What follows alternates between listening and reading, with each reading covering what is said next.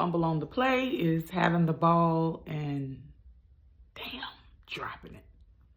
How many times have you fumbled people? And how many times have people fumbled you? You had them and then you didn't. They had you and then they didn't.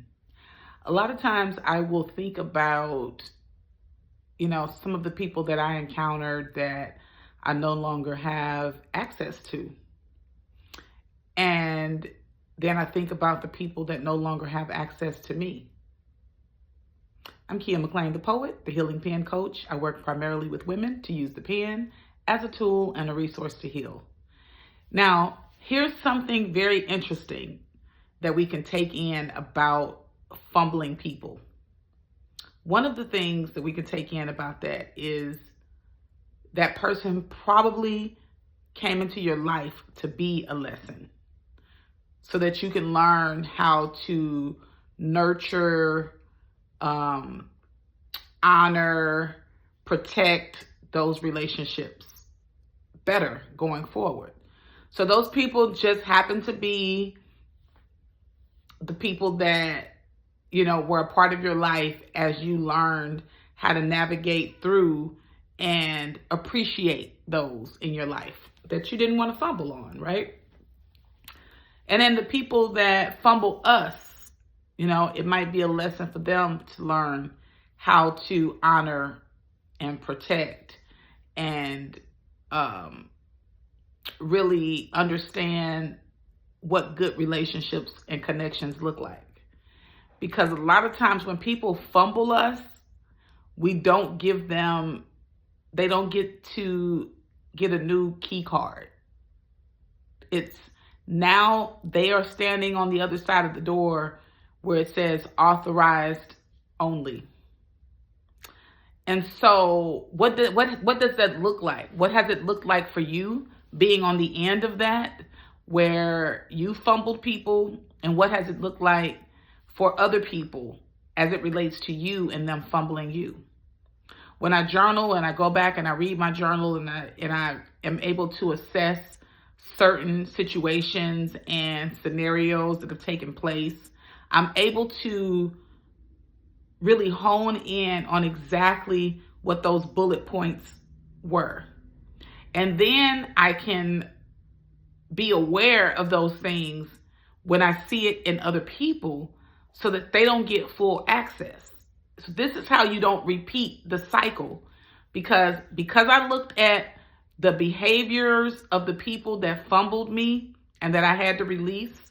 When other people come in, I get to examine and assess if whether or not these things that were in the bullet point with the people that I've released before are characteristics of the people that are coming in, so that I don't let them in and have to keep cycling people out.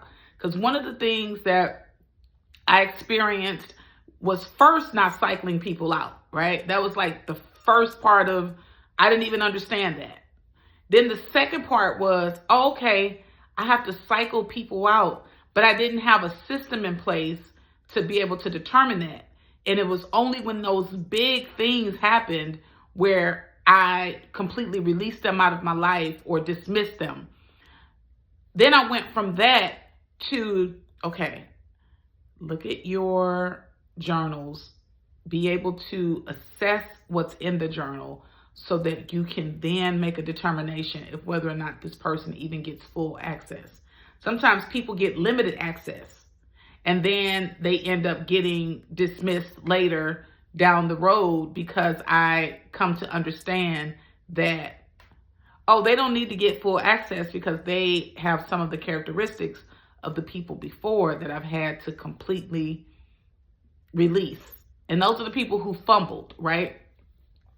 But you also have to be careful, because there's that little area where if you're not careful and you're not really tuning in to what things are happening and occurring and what's being said and what's being done, if you're not properly documenting that, if you're not really honing in and out, acknowledging what you feel, what you see, what you hear, if you're not 100% acknowledging those things, then you'll end up continuing to miss it, and then they'll have full access by the time you realize that no, that they shouldn't have got full access to begin with.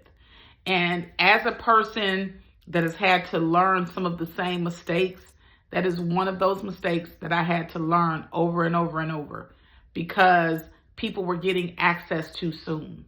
People were getting access too fast. It's a thing that I have to constantly be aware of, because I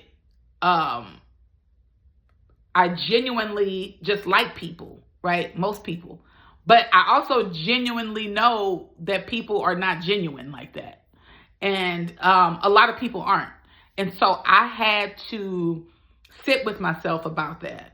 I had to really sit with myself and say, although you may want everyone to have the same level of compassion and integrity and kindness that you have, not everyone is in that space. And so give yourself permission to step back, pay attention, observe, and then proceed. But you have to be, you have to take your time. You have to be meticulous in paying attention to things so that people will not get access, because people will fumble on the play and then they'll get upset with you that they got kicked off the team. So start journaling as much detail as you can, especially about repeat types of characteristics that you're seeing in people, so that you can more quickly and readily determine if whether or not they get to go to the next game, if they get to stay in that season with you. So click the link in the bio to connect with me for my next journaling workshop, or to purchase your own copy of my journal, the 12-week healing journal with poetry prompts. So until next time, peace.